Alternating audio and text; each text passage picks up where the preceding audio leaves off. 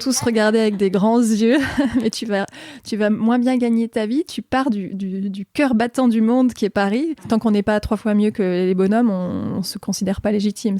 Donc je me dis, ouais, je vais être le modèle. Et puis je me dis, je peux pas critiquer dans ma cuisine en écoutant France Inter depuis 20 ans toutes ces personnes politiques qui sont là, alors que là, moi, j'ai une chance d'y aller. Je pourrais plus jamais critiquer si j'y vais pas. Et ça coûte, bien sûr, mais voilà, c'est le prix à payer pour aussi espérer un peu de changement. Donc je me suis dit, voilà, tout ça se mélange dans ma tête à ce moment-là. Et je me dis, pourquoi pas moi ? J'ai dû arrêter ma maison d'hôte, j'y serais pas allée. La première fois que je donne un tract à un marché de ma vie, j'imagine pas une seconde que je vais être députée à ce moment-là. Sinon le tract, je le donne en tremblant. Parce que progressivement, faut se préparer à porter l'habit. Et l'habit, de toute façon, pour quiconque, je crois qu'il est trop large. Il y a quelques nuits blanches quand même au départ de dire « Ouf, le suffrage universel vient de me mettre là, donc je suis députée ». Ça met une saine pression. Et si tu y penses au moment où tu donnes ton premier tract, tu vas pas tracter ce matin-là. On est tous à la hauteur de nos ambitions si on se donne les moyens de les atteindre. Donc il faut foncer.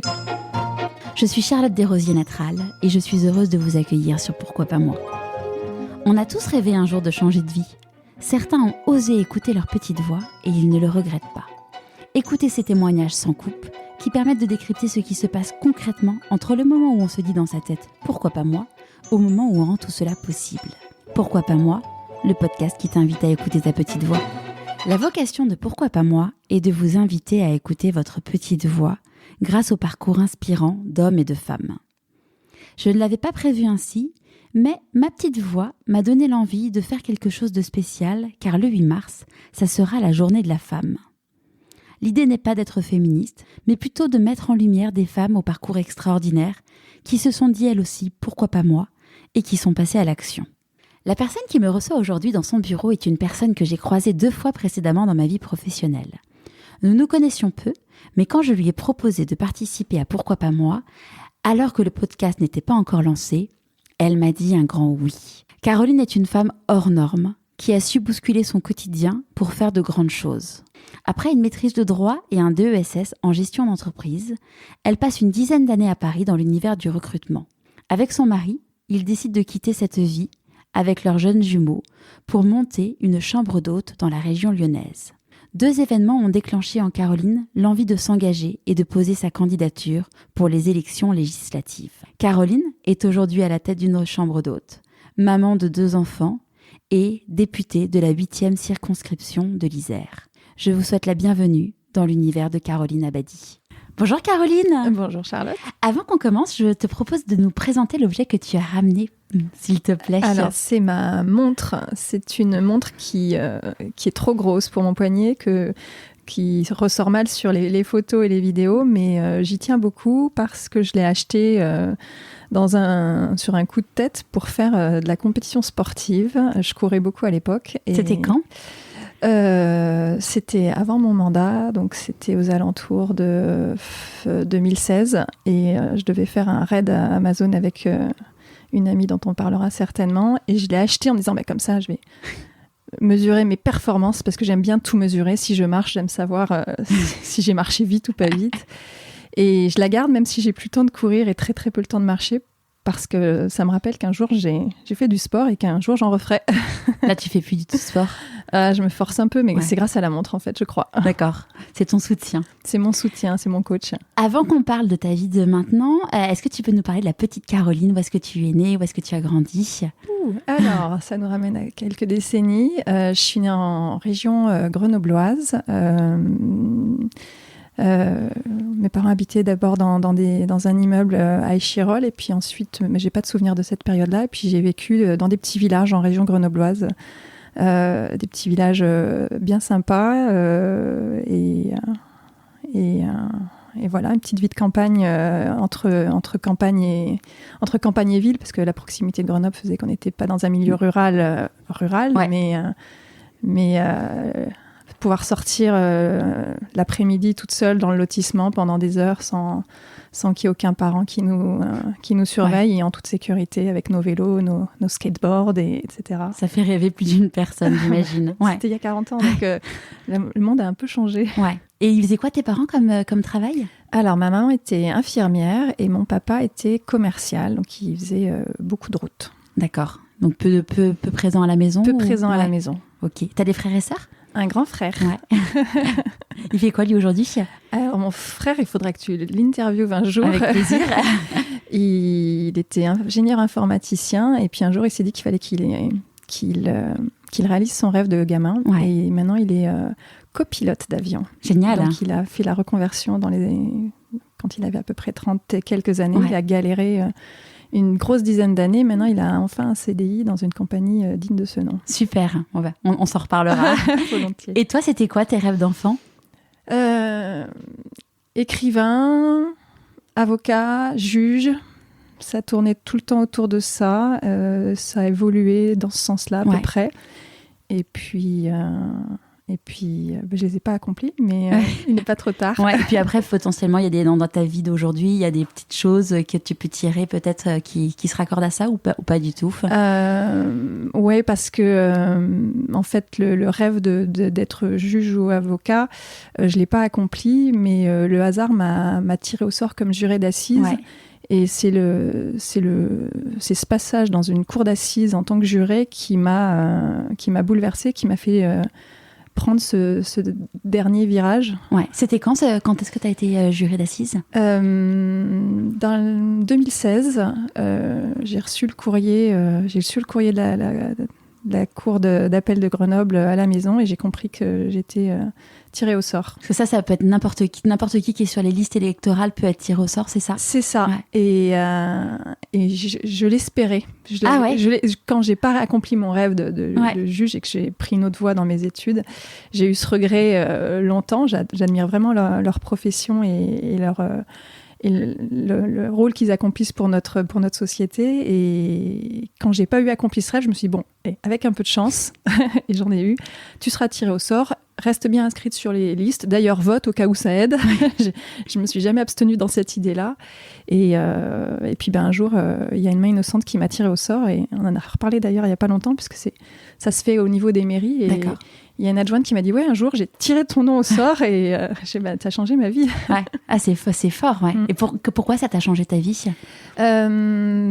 J'ai eu le sentiment d'être enfermée dans un bocal pendant un mois où t'as toute la souffrance du monde qui se concentre. C'est très lourd. T'as peu d'espoir. C'est vraiment déprimant. Enfin, voilà, on en sort vraiment transformé. Et quand tu sors du bocal, tu fais, bon, la société, elle n'est pas aussi mauvaise que ça. Pourtant, elle produit ça. C'est elle qui produit cette souffrance, ce malheur des gens. Parce que j'avais le sentiment que les gens qui étaient derrière le box des accusés, ok, ils avaient fait des mauvaises actions et ils en étaient totalement responsables. Et c'est eux qui ont fait des mauvais choix dans leur vie. Pour autant, ils avaient dans leur parcours des accidents, des problèmes, que la société leur avait mis ça sur leur route. Et je le redis, même si toutes les personnes qui ont vécu la même vie qu'eux ne terminent pas dans la délinquance ou la criminalité, pour autant, un gamin qui ne rencontre pas le déracinement, la pauvreté, l'absence du père dans sa vie, aura quand même statistiquement plus de chances de ne pas terminer en cour d'assises. Ouais. Donc, et il y a la souffrance aussi qu'ils ont fait subir aux familles et aux victimes. Là-dessus, il y a aussi beaucoup, beaucoup de souffrance. Et donc, je m'étais dit, bon, il faut faire quelque chose. Ouais. Sachant qu'en plus, tu es une maman de deux garçons, donc ça a résonné encore plus dans ton cœur de maman. Ouais, on en a parlé avec des amis en disant, mais est-ce que nos enfants un jour peuvent se retrouver en cour d'assises ? Et je dis, si on fait bien notre job, on aura moins... Statistiquement, c'est pareil, tu peux pas tout maîtriser, mais statistiquement, c'est malheureusement le cas. Ça joue beaucoup. Ouais. Et avant de devenir députée, tu avais déjà changé de vie, parce que tu as fait des études de droit. Donc quand même, tu t'étais dit, j'ai envie d'être dans la justice. C'était mon envie première, et puis par manque de confiance en moi, je m'étais dit, oulala, ça va être très très dur. Pourtant, j'ai fait les 4 ans de droit, j'ai eu aucun problème. Les 4 ans, je les ai fait en 4 ans, donc il y avait rien qui n'aurait dû me faire abandonner. Je me suis dit, oh là là, c'est très compliqué d'être avocat, c'est très compliqué d'être magistrat, les concours sont compliqués. Et je ne suis même pas présentée au concours. Et j'ai dévié en me disant, je vais aller travailler en entreprise. Et j'ai suivi T'as fait un master du coup en gestion d'entreprise. Voilà, et donc je me suis retrouvée après sur le volet RH, le recrutement et aider les entreprises à recruter. Et à ce moment-là, tu te disais un jour je créerai mon entreprise ou c'était plus parce que tu t'es dit ça c'est la logique J'avais la fibre. Ouais. Franchement, j'avais la fibre, j'avais la fibre, l'envie de créer, mais je m'étais pas projetée aussi loin que ça. Je m'étais dit pourquoi pas un jour, mais ouais, je le sentais, mais je savais pas quand. Ouais. Et quand tu t'es dit je me sens pas capable de passer le barreau, il y a personne dans ton entourage qui t'a dit mais vas-y, t'en es capable? Non. Non. non. Et malheureusement, heureusement, de toute façon, faut être responsable de ses propres actions. Ouais. Ça s'est cumulé avec aussi une vie amoureuse à ce moment-là je m'étais dit, si mon chéri part, il était en train de partir de la région, il faut que je le suive. Donc, il faut que je sois mobile. Et le barreau, ça t'accroche. Et des études longues, ça t'accroche. Et j'ai fait ce choix-là et j'ai quitté le copain quelques semaines après. Donc, c'était idiot, mais c'était... C'est le destin. Faut pas réfléchir. C'est comme ça. Donc, tu arrives dans le recrutement. Après, tu travailles aussi en tant que commercial et tu fais du marketing pour le recrutement. Oui, voilà. J'aide les entreprises à recruter. C'est une grosse dizaine d'années où je suis tour à tour du côté du recruteur ou alors du côté de l'annonceur, c'est-à-dire celui qui passe non, pas de l'annonceur, le média qui va être le support des annonces de ses clients, donc site internet de recrutement, et aussi agence, c'est-à-dire l'intermédiaire. Et qu'est-ce qui fait qu'un jour tu te dis j'arrête cette vie parce que t'es partie avec ton mari, donc là tu vivais à Paris à cette époque-là. Voilà, c'est ça. T'es repartie dans la région grenobloise pour ouvrir une chambre d'hôte. Quel a été le déclic? Je me rappelle, donc nous on s'est connus chez Aden Classifieds, qui s'appelle maintenant le Figaro Classifieds, et j'avais entendu dire que t'étais partie monter une chambre d'hôte et je me dis waouh, mais c'est génial. Ils m'ont tous regardé avec des grands yeux. Et tu vas moins bien gagner ta vie. Tu pars du cœur battant du monde qui est Paris. C'était mon moteur, c'est de partir de Paris. Moi, j'ai vécu 10 ans à Paris, des très belles années, puisque c'est là où j'ai rencontré mon mari et j'ai eu mes enfants. Mais on revient à au tout début, c'est marrant, mais je reviens à ce modèle d'enfance que j'ai eu, de pouvoir sortir de la maison en vélo et aller me balader 1 heure ou 2 avec des copains, puis revenir sans souci. Et en région parisienne, ça me semblait vraiment très très compliqué de pouvoir offrir ça à mes enfants. Quand j'ai rencontré mon mari, on n'avait pas encore nos enfants, j'ai dit je veux bien, on sort ensemble, ok, mais faut que tu le saches, on part de Paris un jour, quoi. C'est le deal. Lui, il vient d'où? Il est des Hautes-Pyrénées et quand je l'ai rencontré, ça faisait déjà plus de 10 ans qu'il était à Paris et on est resté 10 ans à Paris ensemble et si on ne s'était pas rencontré, il y serait encore. D'accord. Ouais. Donc voilà, le moteur, c'était partir de Paris. Ouais. Et après, quand on a commencé à réfléchir au projet donc en région lyonnaise, qui était le point d'atterrissage pour lui en termes de mutation, j'ai même pas cherché du boulot. J'ai cherché d'abord une maison et puis quand j'ai vu les maisons que je regardais, j'ai su que j'avais un rêve qui était démarré depuis quelques années de monter une chambre. Enfin, je voyais des chambres d'hôtes. Quand je voyageais, je vais aller en chambre d'hôte. J'étais la vie rêvée de la chambre d'hôte. T'as une jolie maison, tu la décores bien, t'accueilles des gens adorables et tu fais des bons cookies. J'ai les meilleurs cookies de la région. Et donc, à force de voyager avec ce mode d'hébergement, je m'étais dit tiens, ça serait chouette ça. Parce que j'ai toujours eu envie d'avoir une. Donc c'était pas le projet typique. Initial. Vous êtes dit on veut quitter Paris. Voilà. Ton mari est muté. Ouais. Et toi tu disais on verra bien ce que je ferai. Et puis quand j'ai commencé à chercher les annonces pour notre maison. Au bout de 3, j'ai compris que de toute façon, la maison que je cherchais... c'était une grande maison. C'était une grande maison avec plein de chambres et le potentiel et l'histoire et l'architecture qui se prête à ce genre de lieu, quoi. Ils avaient quel âge, tes garçons? Parce que c'est des jumeaux. Ouais, mes petits chats, ils avaient... quand on est parti de Paris, on a assez organisé. On avait visé l'entrée en maternelle. D'accord. On avait une super nounou à Paris, on ne voulait pas interrompre le contrat et on est allé jusqu'au bout. Et donc, on est arrivé, ils avaient 2 ans, 3 quarts. Ouais, donc quand même pas simple de se dire, tu arrives avec 2 enfants de 2 ans, 3 quarts et tu crées un nouveau métier, en fait. Ouais, mais alors l'avantage de ce métier, c'est que j'ai pu bien savourer mes enfants. Hein. J'étais à la maison H24, 7 jours sur 7, sortie d'école, entre midi et 2 si je voulais, le mercredi, on pouvait aller faire plein de trucs le mercredi ensemble. Ouais, c'est chouette. Ouais, c'était une bonne manière de monter une entreprise en gardant quand même une qualité de vie et de famille hyper privilégiée. Et ton mari, donc il s'est investi dans le projet aussi de la chambre d'hôte ? Ou c'était plus ton projet à toi ? C'était mon projet, mais il se monte pas tout seul. Ouais. C'est un choix de vie qui impacte la famille, puisque on vit au milieu de nos hôtes. On est un peu astreint à certains horaires de travail. Enfin, c'était moi qui faisais le petit déjeuner, mais faut se lever, faut accueillir les clients. Ça sonne à toute heure de la journée, de la nuit. Client qui arrive à 23h, tu l'entends. Les clients qui arrivent le week-end, c'est plus un week-end. C'est le cœur du truc normalement. Et donc, oui, il a été moteur dans le sens où lui, la gestion de projet, c'est son métier et c'est sa seconde nature, c'est sa vraie nature. Donc il est organisé aussi comme toi. Ouais, pire encore. Je ne suis pas encore arrivée à son niveau. Et donc, il fallait son soutien et je l'ai eu inconditionnel dès le début. Et ton entourage, tu disais donc, chez Aden, ils t'ont dit mais t'es folle. Et ton entourage proche, tes parents, ton frère ou amis mes parents voyageaient aussi beaucoup en chambre d'hôte et je crois que notre passion de la chambre d'hôte était assez commune à ce moment-là.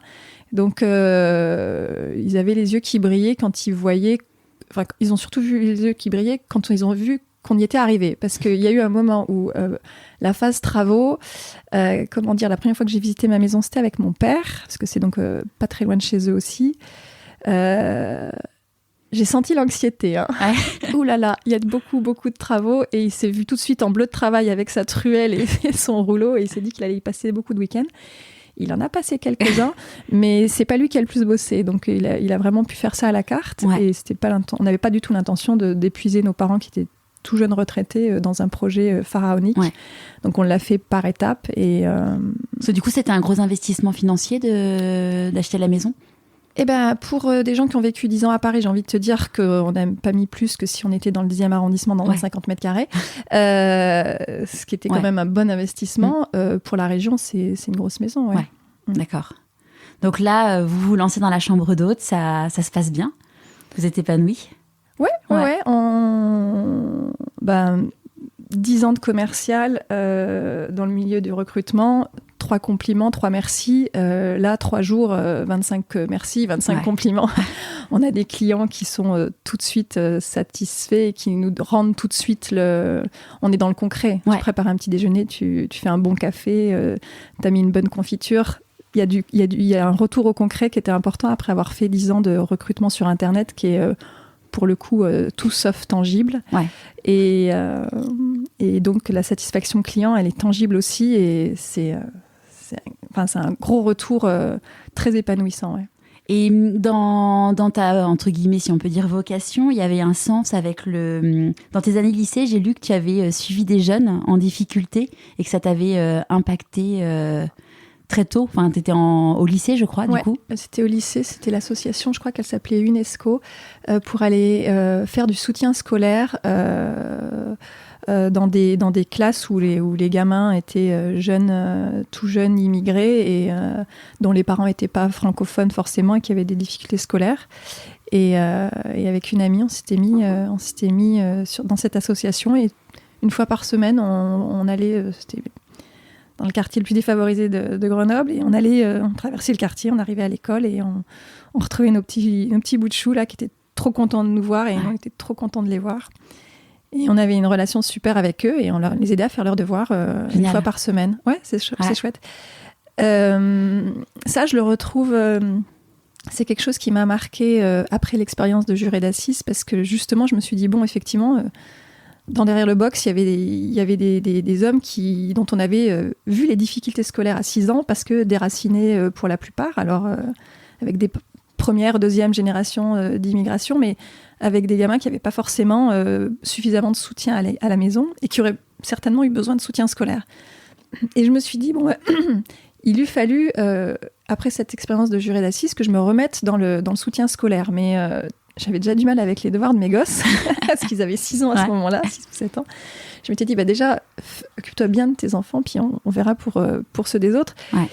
Mais j'avais envie de refaire ça, mais j'avais plus j'ai eu le sentiment à ce moment-là que j'avais pas assez de patience ni d'abnégation pour aller faire du soutien scolaire pour un gosse, parce que si tu le fais, tu peux faire qu'un seul gosse ou 2 dans la semaine. Ça me donnait l'impression de vider la mer à la petite cuillère.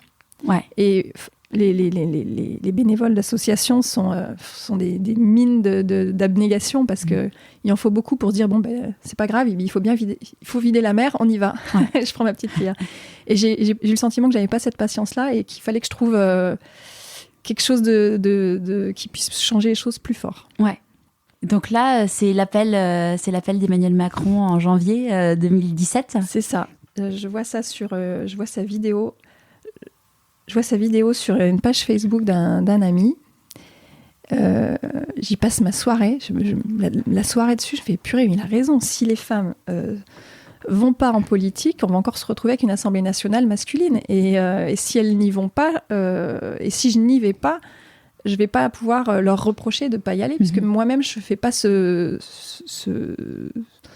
une forme de sacrifice quand même, de renoncement en tout cas à ma qualité de vie et familiale que j'avais pourtant mis du temps à construire. Et le lendemain matin, je vois la femme de cette amie qui est celle avec qui je courais et que je faisais mes compétitions sportives, et je lui dis j'ai passé une nuit blanche dessus. Et elle me répond fonce, on verra après. C'est notre grande phrase. Donc j'ai foncé, puis j'ai vu après. Donc là, tu te dis, ok, tu passes ta nuit blanche, t'en parles avec ton mari le lendemain matin. Ouais. Il réagit comment ? On passe une semaine dessus. Moi, j'ai quand même réfléchi 2 secondes. J'ai passé une semaine dessus avec mon mari. Et puis, à un moment donné, je lui dis, mais est-ce que j'ai les capacités d'y aller ? Parce que, on a quand même tellement d'énarques dans notre société que la petite provinciale avec son bac plus 4, mais que j'estimais pas beaucoup, comment je vais être utile, en fait ? Comment je vais pouvoir être utile à tout ça ? Il m'a dit, t'es honnête, t'as pas de moins de capacité, vas-y, point barre. Pas besoin d'y réfléchir beaucoup plus. J'ai dit, quand même, il y a quelques soirées à Paris dans le lot, et on gérera. Et tes enfants, donc tu as commencé à leur en parler à quel moment ?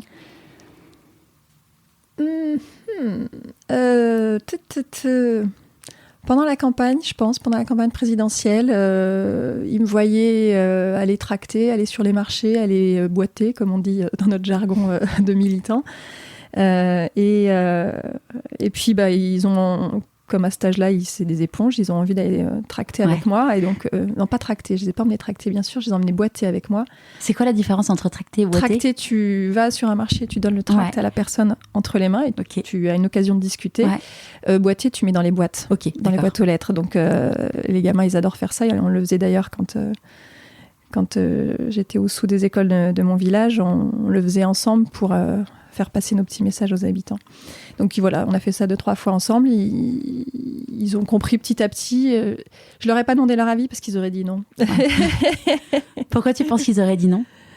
Parce que ne pas voir leur maman 2-3 soirs par semaine, je pense que ils auraient dit non. Ouais. Et quand tu passais, quand tu étais jeune, enfin tu es toujours jeune, devant l'Assemblée nationale, est-ce qu'un jour tu t'es dit pourquoi pas moi ? Non, jamais. Jamais. Je me rappelle que même pendant la fac, des copains proches qui militaient politiquement, dans mon esprit, c'était pas pour moi non plus, parce que j'avais l'impression qu'il y avait déjà une forme que c'était eux l'élite, qu'ils étaient déjà dans le truc, parce que famille de notables, etc. Et je me suis dit, mais comme quoi, si je te le dis, c'est que ça a dû me traverser l'esprit, ne serait-ce que le militantisme politique. Oui, c'est ce que je voulais te demander, si tu avais déjà été militante avant. Non, et puis non, pour cette raison, puis aussi pour le fait que je me reconnaissais pas non plus dans aucune des familles politiques à 100%. Ouais. Et le message de Macron, c'était de dire on prend le meilleur à droite, on prend le meilleur à gauche, et on abolit d'ailleurs ces frontières qui sont probablement dépassées, et ça a fait tilt aussi dans l'engagement politique. Je me suis dit oui, il est dans le vrai. C'était pas le premier à le dire, parce que Bayrou l'avait aussi dit avant, mais ça m'avait... Mais c'était un petit peu différent, c'était pas la même personnalité non plus. C'était pas la même personnalité, mais le message que Bayrou avait véhiculé les présidentielles avait commencé à me faire dire il a raison, le vrai il est là. D'accord. Il est là. Et dans ton entourage, parce qu'à l'époque Emmanuel Macron, il sortait un peu de nulle part en fait au début, comment ils ont réagi? Alors je l'ai pas dit tout de suite. Parce que en fait j'ai commencé à militer en janvier. J'ai postulé tout de suite après. Ça se passe comment d'ailleurs pour postuler? En théorie, tu fais un clic internet, tu remplis un dossier. Okay. Le dossier, je l'ai préparé, et pour le remplir, ça a pris 4-5 heures. C'était pas un tout petit dossier, c'était pas un clic internet. Mais bon, il faut pas s'arrêter juste au dossier internet, il faut aussi s'immerger dans le militantisme et montrer sa personnalité aussi aux personnes qui seront peut-être à même, à un moment donné, de donner leur avis. Et il y a une structure c'était En Marche à l'époque, il y avait une structure qui faisait que je m'étais fait connaître et que je faisais mon job de militante le samedi matin sur les marchés. Et donc tes parents... Et je l'ai pas tout de suite dit, je l'ai pas tout de suite dit. Je passais pas mal de samedis à tracter, mais je le disais pas. Mes parents on se croise pas tous les week-ends, donc c'est quelque chose que j'ai pu cacher pendant 2-3 mois sans souci. Pourquoi tu l'as caché? Parce que c'était pas le choix politique de mes parents, donc là j'avais l'impression de faire une espèce de gros coming out.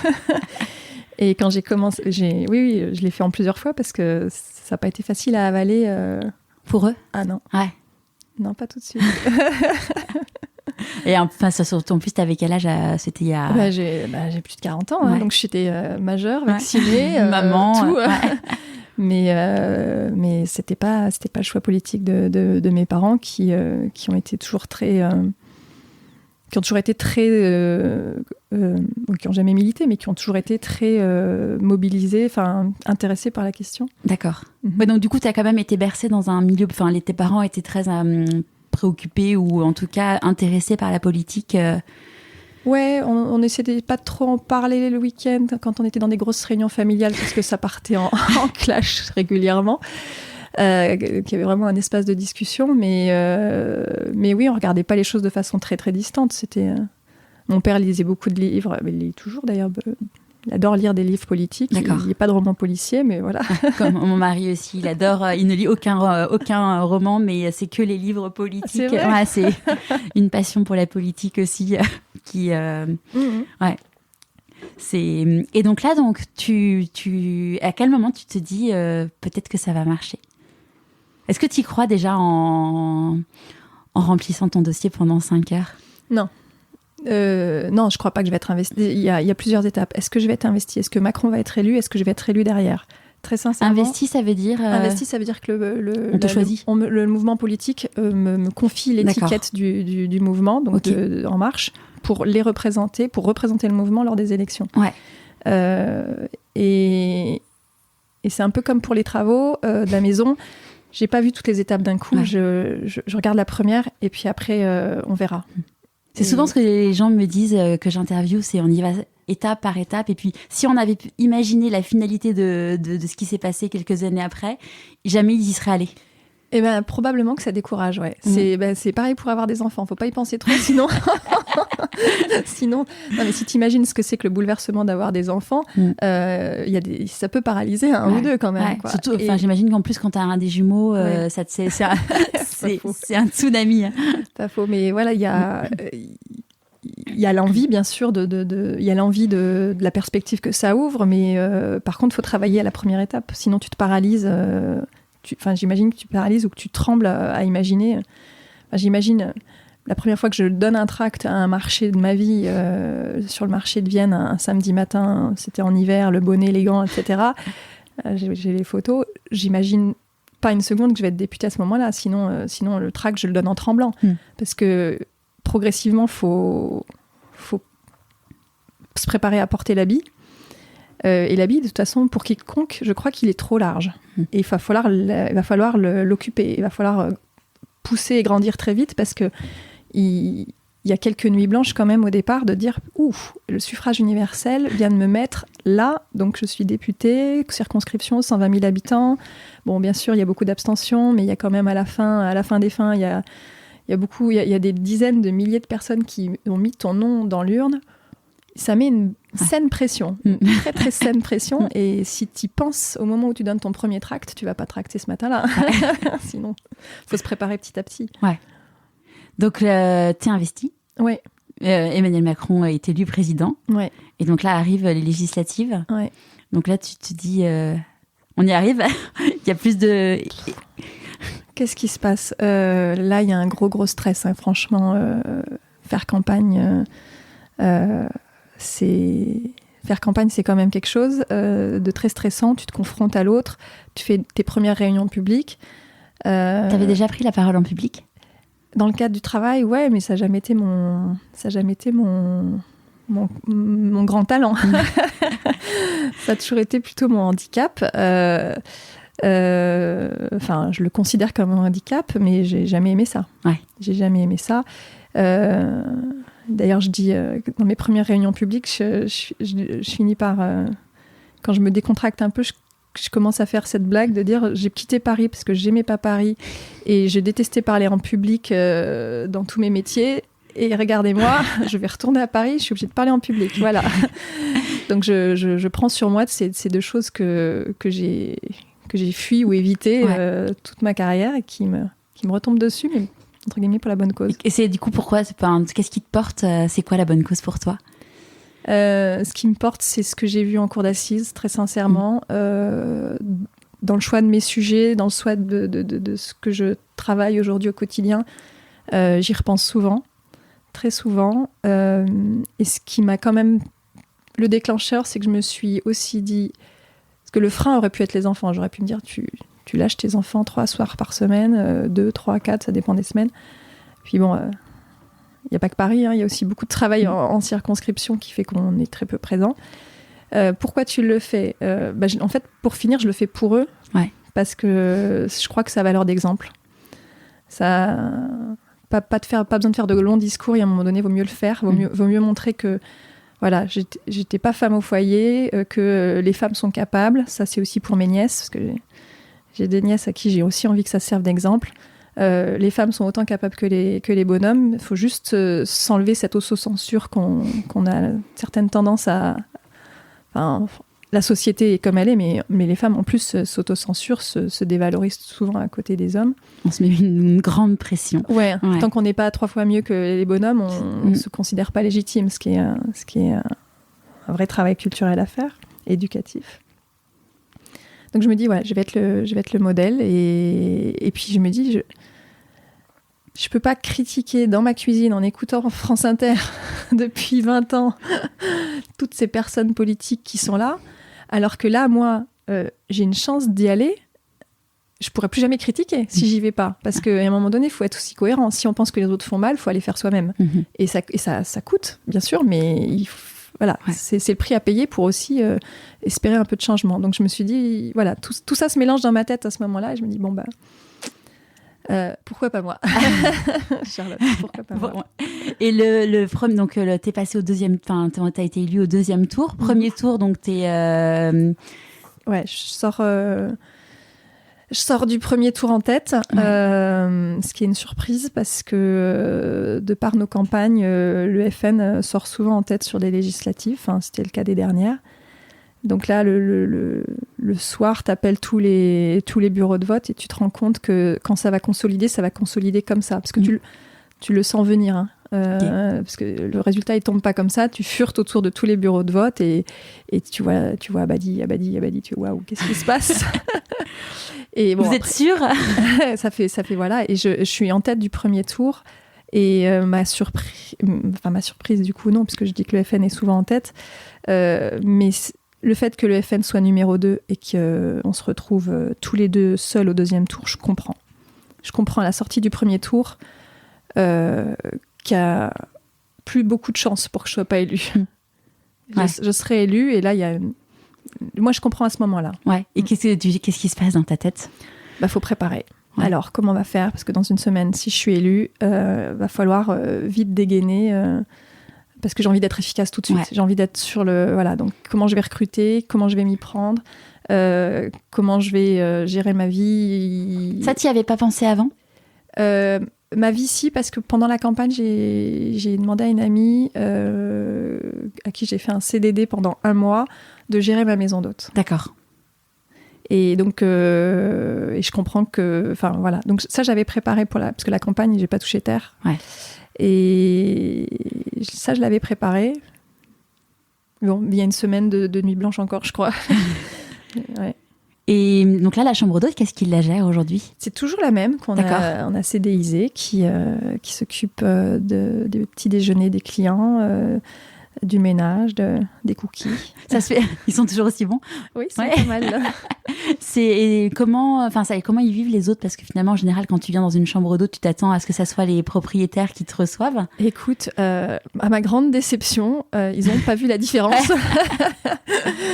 J'avais vraiment le souci de mes hôtes. Si j'avais dû arrêter ma maison d'hôte, j'y serais pas allée. D'accord. Parce que c'est quand tu montes un business qui en plus abrite ta famille et toute ta manière de vivre dépend de ce toit, de ces murs. Si j'ai plus de clients, je sors de cette maison parce qu'on n'a pas c'est déjà une part pas raisonnable, mais t'as pas le moyen ni de l'entretenir ni de payer ton emprunt. J'y serais pas allée, et donc pour moi c'est important à un moment donné je pense à mes clients et je me dis il y a rien en plus d'équivalent dans le coin, donc ils vont être malheureux. Avec beaucoup de modestie, je peux pas leur faire ça. Les cookies, quoi. Et mon amie que j'ai salariée s'en occupe très bien. Mon mari met beaucoup plus la main à la pâte, beaucoup plus. Et il y a des clients, des fois quand j'entends le son de leur voix dans le salon, je fais c'est Roger, vite, je vais voir Roger. Ils savent, tes clients, qui tu es ou pas ? Les historiques, les habitués le savent, ouais. Ouais. Ils ont accueilli la chose comment quand ils sont revenus ? C'est pas moi qui ai dû leur annoncer, a priori, donc je me rappelle pas de cette réaction-là, mais certains me demandent... il y a certainement un brin d'admiration et de sympathie, quels que soient d'ailleurs les partis politiques auxquels eux pourraient se retrouver. Parce que finalement, donc maintenant le week-end, tu rentres chez toi, tu rentres de tes 3 jours à Paris, tu rentres chez toi, il y a du monde chez toi. Alors maintenant, on a décidé de plus avoir de clients le week-end. D'accord. Il faut survivre. Quand même. C'est ce que j'allais dire. Sinon, déjà, je t'admire, mais là, on en a très très peu le week-end. Le but du jeu, c'est on est sur un territoire où il y a beaucoup de professionnels qui viennent pour la semaine. Donc ça nous... De se retrouver un peu tous les 4. Le week-end, exactement. Ouais, quand même. Tous les 5, parce qu'on a un au pair qui est obligatoire dans l'organisation. D'accord. Ouais, de toute façon, il faut changer. Et ton mari, donc lui, il a toujours le job pour lequel il avait été muté dans la région ? Oui, il est toujours dans la même entreprise, avec des postes qui ont peut-être un peu évolué, et un investissement syndical qui est arrivé il y a 4 ans et qu'il a reproduit cette année encore, parce qu'il a été réélu. Donc, il repart pour 4 ans. Il a un mandat de élu représentant du personnel. Et maintenant, donc, tes enfants, donc, ils te voient partir 3 jours par semaine, comment ils le vivent ? Eh bien, alors la première année a été un peu difficile. Ouais. La deuxième année sur des roulettes. La troisième, ça a l'air de bien se passer. Je crois qu'ils ont oublié même les ingrats que j'ai pu, pendant 7 ans de leur vie, être à leur côté quotidien. Ah, mais c'est fou de voir l'ingratitude des enfants. Je me rappelle, on a vécu à Marseille, c'est moi qui emmenais les enfants à l'école tous les matins, tous les soirs, parce que mon mari était 5 jours par semaine à Paris. Donc, je gérais tout. Quand on est rentré à vivre à Paris, c'est moi qui allais... pour le coup, je travaillais, mais comme une sourde, donc je les voyais pas le matin. Ils ont oublié. Il fait de toute façon, toi tu viens jamais nous emmener à l'école. T'es là, mais c'est une blague. J'ai fait ça 4 ans. J'ai fait ça pendant 4 ans et demi, et pendant 5 ans, j'ai géré toute seule la maison, et je vous ai géré toute seule, et ils oublient. Ils ont oublié. Je leur demande s'ils se souviennent. Alors des fois, ils ont des petits souvenirs, parce que là maintenant ils ont 11 ans. J'ai été élue, ils en avaient 8. Ils ont un vague souvenir, mais c'est eux-mêmes, quand je leur disais au revoir, on se revoit bientôt, gros bisous, tu vas me manquer. Maman, c'est bon, 3 jours, on va survivre. Ouais, de toute façon, le rapport au temps, c'est... Ouais. Et ils survivent mieux que moi, j'ai l'impression. Les coquins.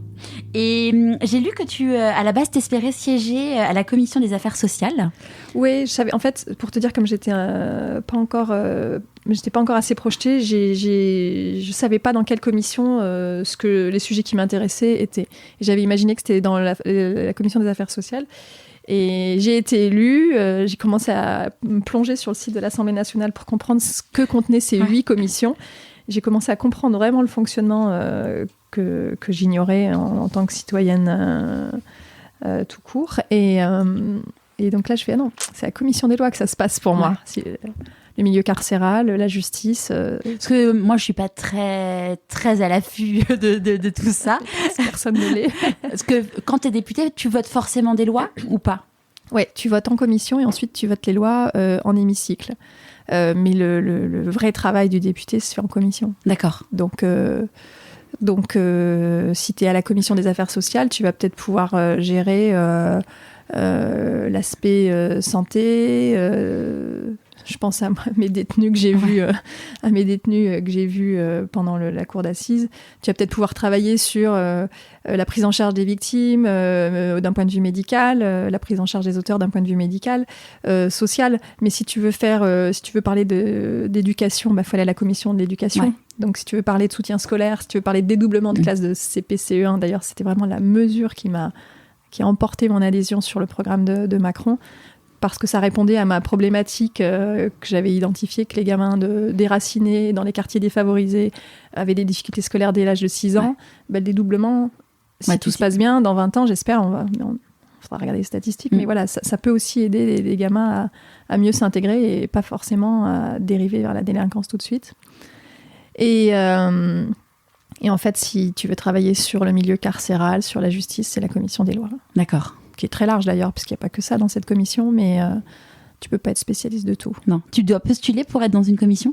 Oui, ça se fait en interne, c'est-à-dire que c'est chaque mouvement politique, chaque groupe politique à l'Assemblée nationale qui va flécher ses candidats pour aller dans telle ou telle commission, sachant que chaque commission doit être représentative du reste de l'Assemblée nationale. Donc tu ne pourras pas avoir dans une commission une majorité qui ne serait pas la même que celle de l'hémicycle. Et chaque groupe a le droit à quelques places en fonction de son volume dans le reste de l'hémicycle. Et quand tu es arrivée dans l'hémicycle, donc tu étais... comment ? Mes petits souliers. On est élu que depuis quelques jours. On est monté avec quelques collègues de l'Isère. Beaucoup de petits souliers, beaucoup de d'humilité. T'as tout le rouge, t'as tout le velours rouge qui est très impressionnant. Et puis tu vois des noms assez illustres sur certains sièges de l'hémicycle et tu te dis j'en fais partie maintenant. Va falloir. Alors tu seras jamais à la hauteur d'un Clémenceau, mais pourquoi pas. Tu va falloir être digne de la fonction à minima, oui. Ouais. Et vous avez été accueillis comment, les petits nouveaux ? On nous a bien accueillis.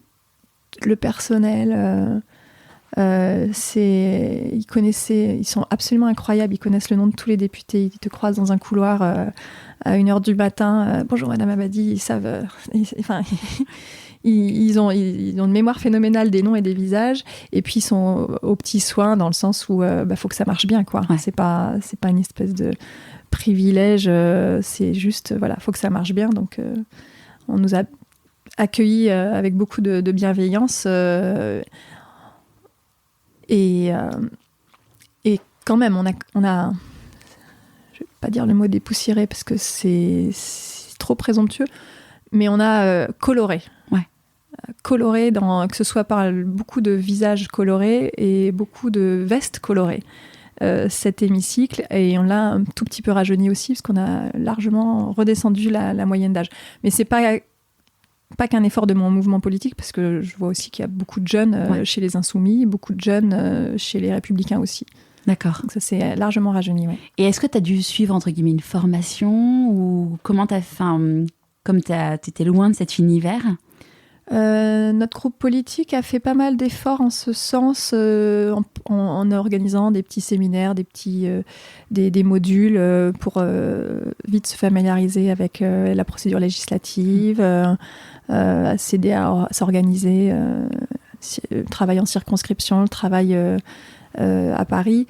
Mais rien ne vaut l'expérience par soi-même, quoi. Ouais. Ça met un peu le pied à l'étrier, mais très sincèrement, le terrain, la réalité de la fonction nous met très rapidement à l'œuvre, ouais. Et on progresse tous les jours. Enfin, moi, j'espère progresser tous les jours, et je n'arrête pas d'essayer d'améliorer certaines choses, soit dans le fonctionnement de l'équipe, soit moi-même dans ma manière d'être. Et c'est quoi tes plus grandes réjouissances depuis que tu es députée, en dehors d'avoir été élue? Oui, alors j'aimais beaucoup une phrase d'Édouard Philippe qui disait « On n'a pas gagné. On aura gagné dans 5 ans si on a réussi à, il disait, réparer la France ».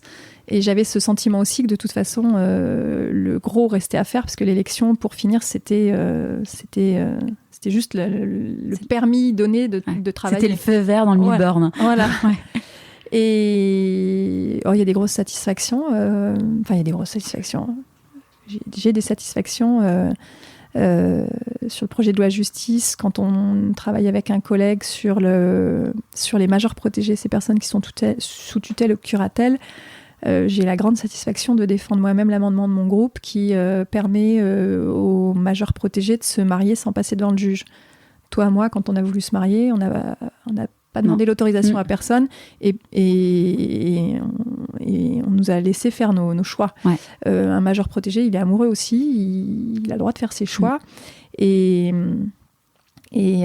du moment qu'on arrive à protéger son patrimoine, parce que c'est l'objectif d'une tutelle, s'il a envie de se marier avec quelqu'un qui le rend heureux, même s'il divorce au bout de 3 ans, 10 ans, 15 ans, il fait ses choix, il fait ses erreurs. Nous, on a le droit à l'erreur en termes de mariage. Pourquoi un majeur protégé n'aurait pas le droit à l'erreur?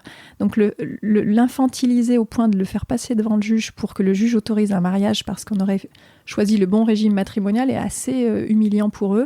Et on a fait ce genre de choses de la même manière qu'on leur a rendu le droit de vote, parce qu'il était supprimé systématiquement par les juges. Okay. Alors que j'imagine que quelqu'un qui a voté toute sa vie, voire même qui a été élu aux plus hautes fonctions de l'État, qui n'était plus forcément en pleine capacité de savoir pour qui voter, a quand même le droit de voter, parce qu'il a quand même le droit d'avoir des préférences. C'est important pour lui, c'est assez humiliant de retirer le droit de vote. Ils sont citoyens français, et leur retirer le droit de vote, c'était leur enlever leur sentiment de citoyenneté. Et on a rendu ça aux majeurs protégés. Je dis on parce que c'est pas une satisfaction personnelle, mais j'ai eu la chance d'aller le défendre moi-même, donc j'étais assez privilégiée. Et en général, les satisfactions, c'est quand tu arrives effectivement à concrétiser des choses. Ouais. Donc là, tu as rejoint maintenant l'exécutif de En Marche. Ouais. En plus de... Oui. Bah écoute, oui. Oui. Comment ça s'est fait? Enfin, qu'est-ce qui a fait naître cette idée, où on est venu chercher? On est venu me chercher parce que je n'ai pas postulé. Je postule très rarement à des fonctions, puisque de la même manière que je ne me présentais pas à mon concours d'avocat, j'imagine jamais pouvoir être digne d'une fonction supérieure déjà à celle que j'occupe. Et on est venu me chercher, et je me suis dit que ça avait du sens parce que j'étais pas une professionnelle de la politique, et qu'ils avaient besoin effectivement dans ce bureau exécutif aussi de personnes qui avaient ce regard-là de... Moi, j'ai pas connu le PS avant, j'ai pas connu les LR avant, je sais pas à quoi ça ressemblait la vie de ces mouvements politiques avant. Par contre, j'ai une idée assez précise de ce qu'un citoyen qui s'occupe que très vaguement de la politique peut ressentir de nos actions. Ouais.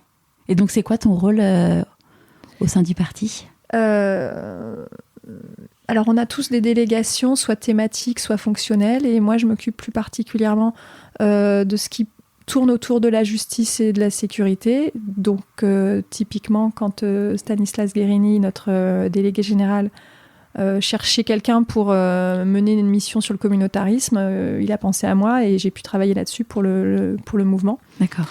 Donc, c'est en plus des fonctions de député, mais ça nourrit aussi énormément. Ouais. Et j'ai vu aussi que tu t'aidais les candidats du parti pour les municipales, que tu les coachais. Ouais, sur ce sujet-là, tu vois. Ouais. Sur le sujet du communautarisme, en fait, il y a eu un séminaire qui s'est déroulé, il y en a régulièrement, où on réunit les cadres, c'est-à-dire tous nos référents départementaux ou ceux qui ont un rôle au niveau du département, tous les candidats ou leurs directeurs de campagne. Et il y avait une séquence de 3-4 heures pour leur expliquer, pour leur apporter des éléments sur qu'est-ce que le progressisme à l'échelle municipale, comment on voit un maire La République En Marche dans ses actions au quotidien. Et il y a eu des focus environnementaux, il y a eu des focus sur différents sujets. Et moi, j'étais sur le focus communautarisme qui, malheureusement, n'est pas toujours perçu... il y a beaucoup de déni encore dans notre société sur la montée du communautarisme. Mais pour autant, il y a des endroits où il n'y a pas de souci, donc on ne va pas aller semer le trouble là où il n'y en a pas. Mais il y a des endroits où il y a la question de savoir comment on fait pour ne pas le laisser monter. Donc j'ai pu effectivement aider les candidats à se faire, sans leur donner de... Comment dire ? C'est pas des injonctions, mais c'est plutôt des guides ou des idées d'action. D'accord. Là, ton mandat, il se finit dans 1 an et demi. 2 ans et demi, pardon. non, parce que là, ça fait court. 2 ans et demi. Parce qu'on a encore plein de trucs à faire. On vient de passer la moitié, on est un peu plus de la moitié. Et tu te dis qu'après, tu as envie de te représenter, tu te dis que tu sais pas comment tu vis la chose. Depuis le début, au tout début du mandat, je m'étais dit, il va falloir réunir 2 conditions pour y retourner. La première, c'est que la famille survive. Si elle a survécu et qu'elle peut encore survivre, je me poserai la question. La deuxième, c'est avoir été utile. Parce que franchement, faire tout ça et ne pas sentir l'utilité de son action, qu'elle soit collective. Tu vois, la baisse du chômage, pour nous, c'est une réussite collective. C'est pas la mienne, parce que j'ai pas du tout travaillé dans la commission des affaires économiques qui a travaillé aux ordonnances sur le droit du travail et l'apprentissage. Pour autant, c'est une réussite collective. Mais si on n'a pas réussi à être utile ni collectivement ni individuellement, franchement, autant laisser la place à quelqu'un d'autre. Petit à petit, c'est vrai que ce sentiment d'avoir besoin d'être utile, j'y pense plus parce que maintenant je le sens.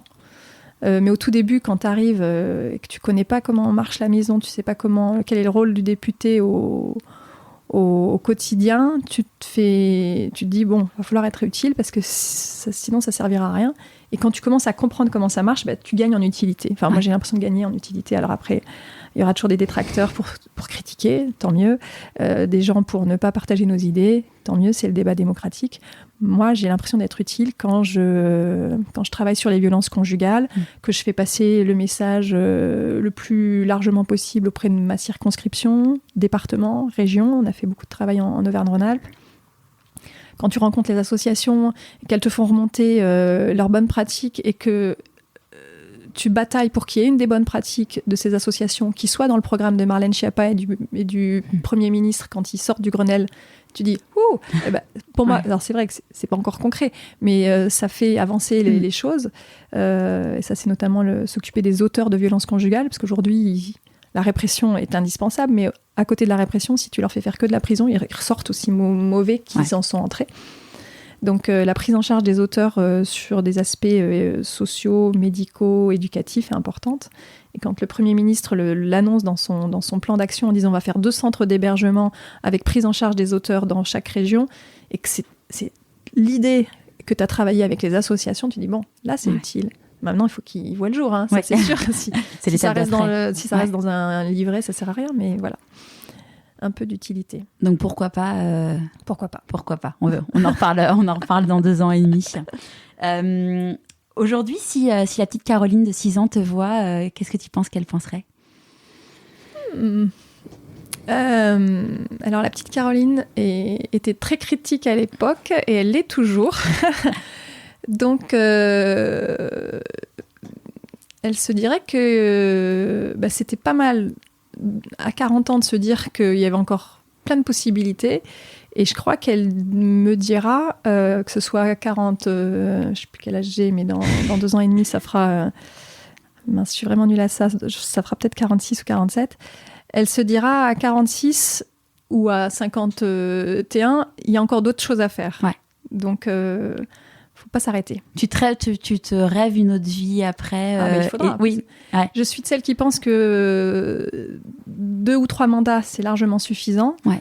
On voulait fixer une limite à 3, on n'a pas pu parce qu'on n'a pas réussi à passer cette réforme.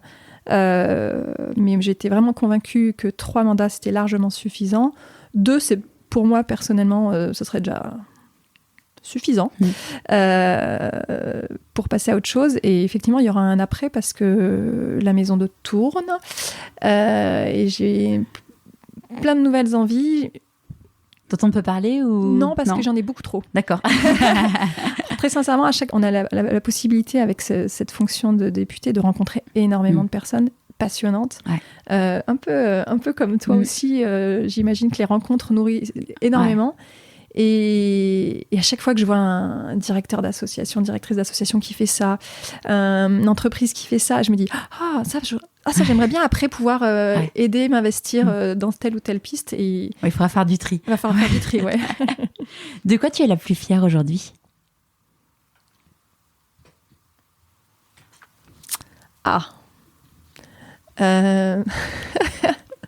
Professionnellement ou personnellement ? Tout court. Ça peut être tu peux traiter la question en 2 temps si tu veux. Ouais. J'ai pas encore de fierté, fierté politique. Je suis fière moi d'avoir.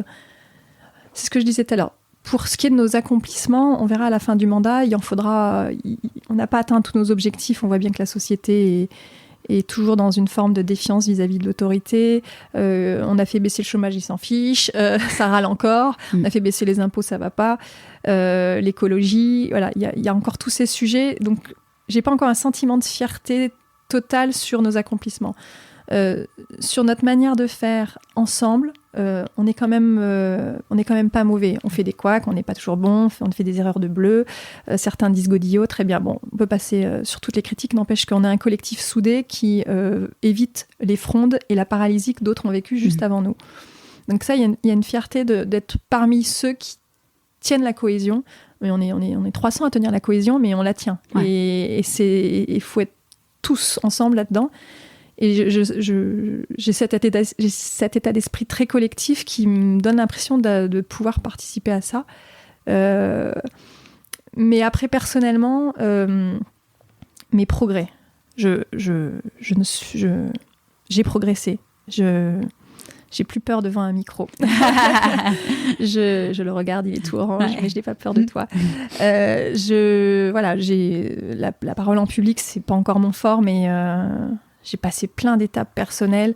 La confiance en moi qui m'a fait défaut à un moment donné dans mes choix, je la construis un peu au quotidien et elle redescend vite. Hein. C'est une bataille de chaque instant pour être à la hauteur de la fonction. Et puis après, personnellement, les barres de céréales que j'ai fait à mes gosses la semaine dernière, c'est une tuerie. Je suis hyper fière. Ils les font goûter à tous leurs copains dans les cours de récréation. Tous les copains, tout ça, trouvent ça hyper bon. Et en plus, c'est fait maison. Et mes gosses sont fiers de ça. Donc je me dis, c'est déjà ça de prix. Peut-être que tu seras cuisinière après. Franchement, reprendre la boulangerie du village qui a fermé l'année dernière, pourquoi pas. Ouais. Ce serait génial, ouais. C'est... Je sais plus ce que je voulais dire, j'ai bugué. Une petite question qui me taraudait tout à l'heure. Tes parents aujourd'hui, donc à la base, ils n'étaient pas du tout pro Emmanuel Macron. Aujourd'hui, ils ont voté ce qu'ils avaient envie de voter, ils me l'ont dit. Ils n'étaient pas obligés de me le dire, mais ils me l'ont bien dit, donc j'ai bien compris. Ils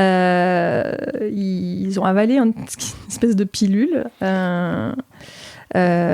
je crois que c'est passé, hein, parce que je crois que j'ai pas plus grand fan que mon père maintenant. Ouais. J'ai un grand fan et on échange beaucoup sur quand je fais de la route avec mon kit main libre, j'appelle ma mère, parce que pas trop l'occasion de se voir. C'est un regret aussi de ne pas voir mes parents.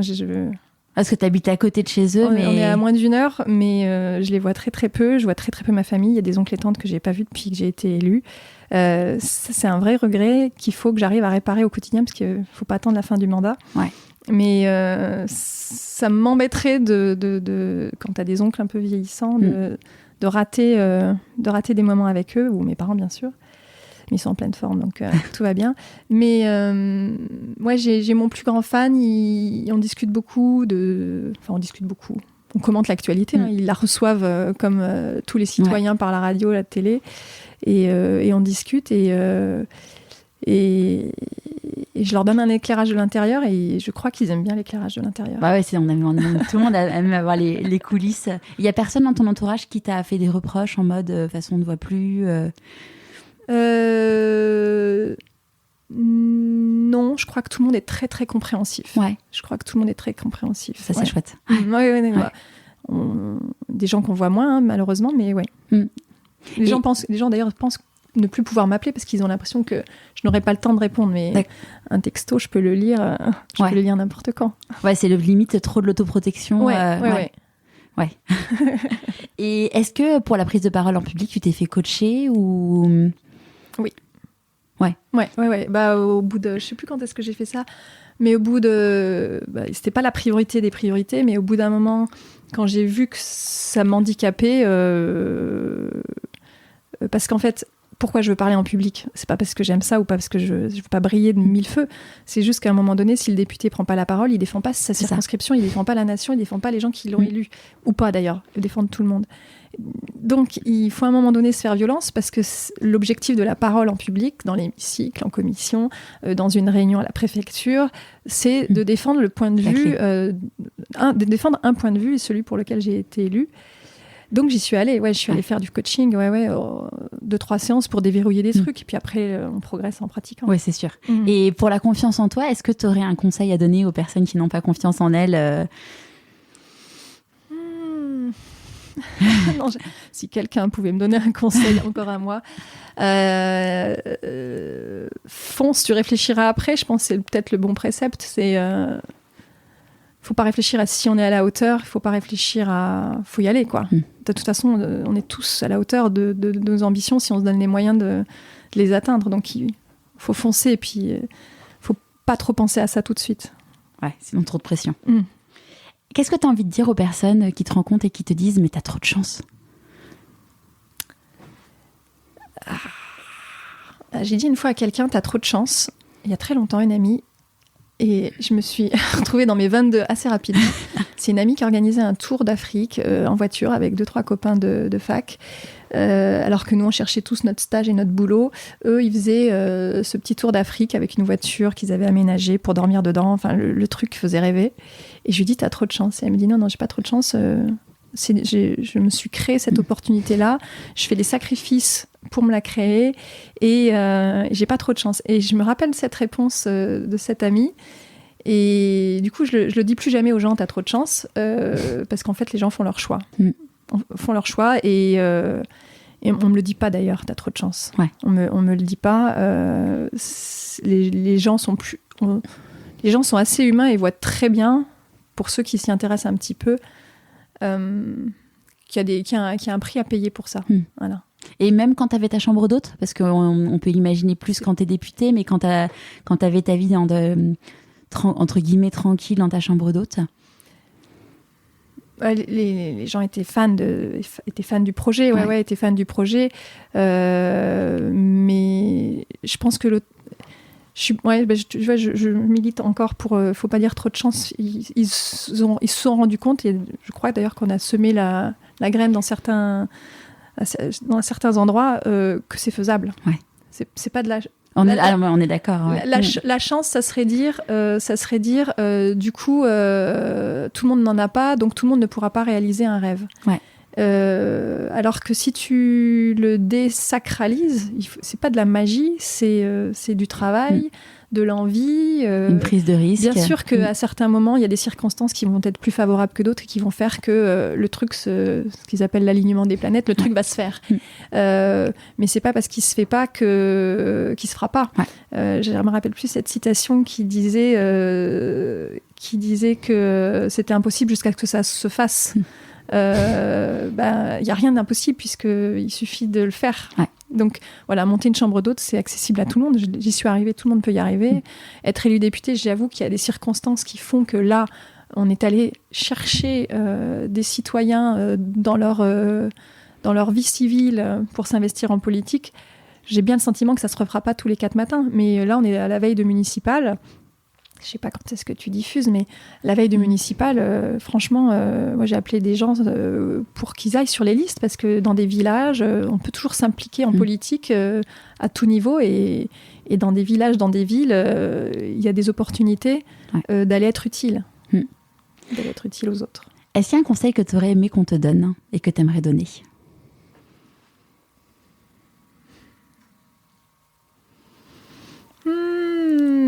La colle. Si je reprends mes regrets, c'est quand même... J'ai abandonné une fois un rêve que j'aurais pas dû.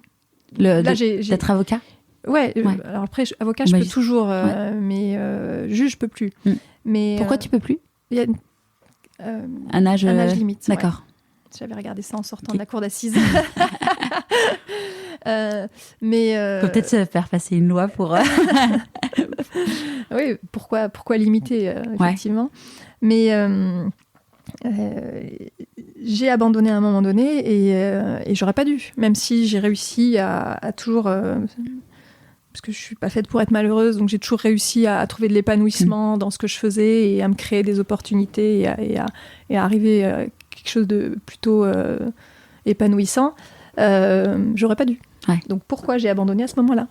Kiki, maman, tu m'as pas donné le coup de pied à ce moment-là. Non, mais là, je méritais un énorme coup de pied. Je l'aurais peut-être pas entendu, mais j'en méritais un. Ouais, c'est souvent ce que les personnes disent. J'ai interviewé une personne hier qui rêvait d'être médecin, et en fait, elle était pas bonne en physique en 3e, et en fait, personne lui a dit, tu sais quoi, prends des cours particuliers, enfin on va t'aider, ton rêve c'est d'être médecin et t'es pas bonne en physique, c'est entre guillemets c'est que la physique. Et bon, en fait, moi finalement, elle a pas, aujourd'hui elle a réussi à trouver un métier où elle travaille dans le médical, mais on peut aller passer quand même par la pub au milieu de tout ça. C'est le truc qui n'a rien à voir. Et en fait, tu te dis pourquoi en 3e tu pouvais en fait le faire. J'ai interviewé une autre personne la semaine dernière qui me disait, lui, pour le coup, son rêve, c'était d'être astronaute. Sauf que en 3e, en fait, on lui a dit qu'il n'avait pas la vue pour pouvoir être astronaute. Donc là, pour le coup, il n'y a pas le choix. On ne va pas lui poser des nouveaux yeux. Enfin, c'est pas possible. Mais en fait, il faut savoir dire, t'as pas, enfin, si tu crois pas en toi aujourd'hui, mais vas-y, on tente. Oui. La force du travail. On peut récupérer plein de choses. C'est ça. Quand on veut, on peut. Enfin, dans la mesure du possible, évidemment. Est-ce que, avant qu'on se quitte, tu voudrais dire merci à quelqu'un et pourquoi ? À mon mari, j'allais dire à mon robot qui me sert de mari, à mon mari qui se pose pas toutes ces questions qu'on est en train de se poser là. Je sais pas comment il est fait dans sa tête. J'essaie de découvrir le mystère depuis 15 ans. Un peu plus. Je ne sais pas comment il est fait dans sa tête, mais il se pose aucune de ces questions-là. Et c'est assez une bénédiction dans la vie de quelqu'un qui s'en pose beaucoup comme moi. Parce qu'il avance. Il avance. Il se pose pas de questions. Il avance quand il a envie, quand il veut. Alors c'est une montagne de travail et d'organisation, mais il se pose pas aucune de ces questions-là. Et pour moi, je trouve ça assez miraculeux. Et effectivement, la chambre d'hôte, jamais je passe le pas sans lui. Député, jamais je passe le pas sans lui. Peut-être que le prochain, je vais essayer de grandir et de faire toute seule, mais j'ai pas besoin de son aval, mais quand lui me dit mais il y a qu'à faire ça, vas-y, on y va quoi. C'est un peu la lumière sur le chemin qui te permet de te guider. C'est la lumière à côté que je vois pas tous les jours, mais que je sais qu'elle brille. Ouais. Elle est dans l'autre pièce, elle est dans l'autre ville. Ouais. Mais ouais, après il tient. Parce que du coup c'est lui qui gère les enfants. Il tient la maison. Il tient la maison plutôt pas mal. Hein. Est-ce qu'il s'est retrouvé avec une femme qui était là 7 jours par jour? Il sait pas faire les barres de céréales. Ah. Mais t'en fais les week-ends et tu lui laisses pour la semaine. Oui, j'en fais. Mais non, il se déplace beaucoup aussi du fait de son mandat. Mais lui, il n'oublie jamais rien. C'est un mec, il n'a pas besoin de to-do list, il n'a pas besoin de liste. C'est dans sa tête, il n'oublie jamais rien. C'est rare, un homme qui n'oublie rien. J'ai dû le choper une fois, oublier un truc, tu vois. En 15 ans, j'étais là, ouais, il est humain, il a oublié un truc, mais ouais. Ouais, c'est fort. Là, j'ai une petite pensée pour mon mari que j'aime très fort, mais le nombre de fois où je lui dis j'ai complètement oublié. Non, oui, après, il est pas parfait, hein, mais il a ouais, je sais pas comment il fait dans sa tête. Mais il est là. Il est là. Ouais. Merci beaucoup, Caroline. Avec grand plaisir, c'était sympa. Merci.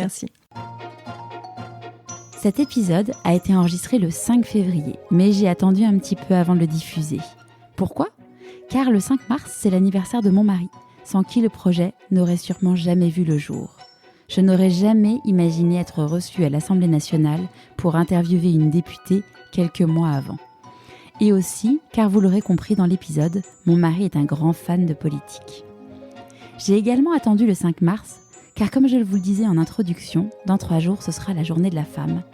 Et quand on entend le parcours de Caroline, quel hommage aux femmes.